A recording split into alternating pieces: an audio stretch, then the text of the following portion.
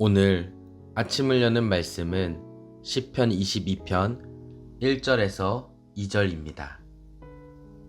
내 하나님이여, 내 하나님이여, 어찌 나를 버리셨나이까? 어찌 나를 멀리하여 돕지 아니하시오며 내 신음소리를 듣지 아니하시나이까?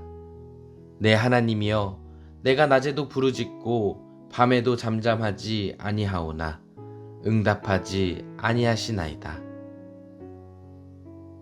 시편 22편 말씀에서 다윗은 절망적인 상황 속에서도 하나님의 도우심을 구하고 있습니다. 현재 다윗이 느끼던 감정은 마치 하나님께서 자신을 버린 것과 같은 상황. 그래서 2절 말씀과도 같이 낮에도 밤에도 계속해서 부르짖으나 하나님께서 응답하지 않는 것과 같은 상황이었던 것입니다. 그러나 다윗의 기도는 그것으로 끝나지 않았습니다. 다윗은 마치 하나님께서 조상들에게 베풀어 주신 은혜들과도 같이 나에게도 응답해 주시고 하나님의 일들을 나를 통해 이루어 가실 것이라 확신하며 나아가게 됩니다. 그러다가 다윗의 기도가 점점 더 확장하게 되는 것을 볼 수가 있는데 바로 21절과 22절 말씀 등에서 볼 수 있는 것과도 같이 하나님께서 나의 기도에 응답해 주셨음을, 그리고 나는 그러한 하나님을 찬양할 것이라는 고백 등을 하는 것을 보게 됩니다.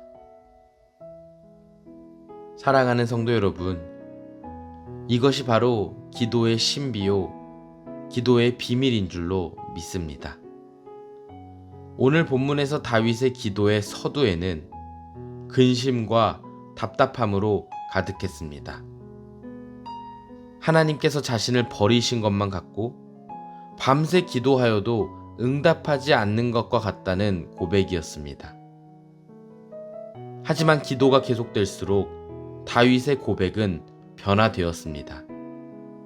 현실은 똑같은데 믿음의 눈으로 일어나지 않은 일들을 보게 된 것과 같은 반응을 다윗은 보여줍니다. 마치 하나님의 구원이 이미 이루어진 것처럼 고백하는 것입니다. 이처럼 영적인 기도는 하나님에 대한 나의 믿음을 회복시키고 그 믿음의 눈으로 아직 일어나지 않은 미래조차도 확신하게끔 만들어준다는 사실을 기억하시기 바랍니다. 사실 시편 22편은 예수님께서 십자가에서 인용한 기도문으로도 유명합니다. 예수님께서 십자가에 달리셔서 무엇이라고 고백하였습니까? 엘리 엘리 라마 사박다니. 이 고백은 오늘 시편 22편 1절의 고백이었습니다. 하지만 예수님께서 고백한 엘리 엘리 라마 사박다니는 하나님께로부터 버림받았다는 절망감에서부터 표현한 고백이 아니었습니다. 인간의 몸으로 오신 예수님께서는 말로 표현할 수 없는 육체적 고통과 심적 괴로움을 겪으시는 와중에 이 시편 22편의 전체 맥락을 기억하며 엘리 엘리 라마 사박다니를 외치셨던 것입니다.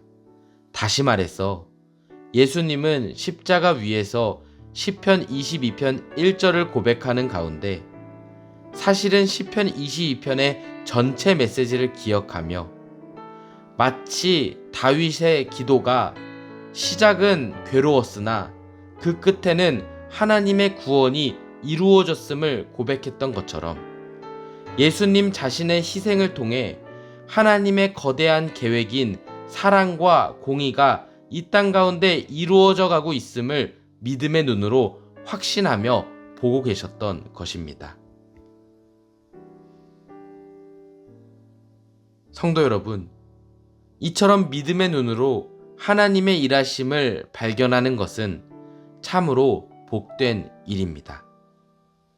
예수님께서도 그러하셨고 다윗을 비롯한 여러 하나님의 사람들 또한 믿음의 눈으로 주님을 보기 위해, 그리고 주님께서 일하시는 것을 발견하기 위해 애썼음을 기억하시기 바랍니다.